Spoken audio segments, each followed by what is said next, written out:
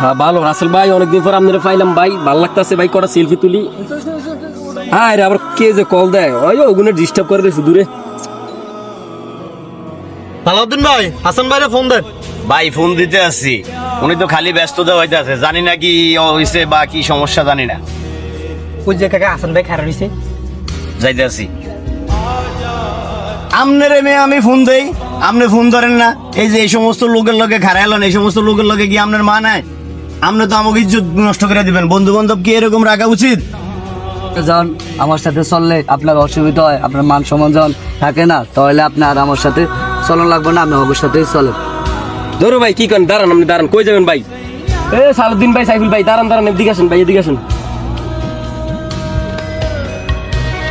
কি ভাই, কি হয়েছে বলেন? শোনেন কথা বলি ভাই, আসলে ভাই আপনাদের সাথে চলার কোনো মন মানসিকতা নাই, ঠিক আছে? আসলে মানুষ দেখে আপনারা বিচার করেন, ঠিক আছে?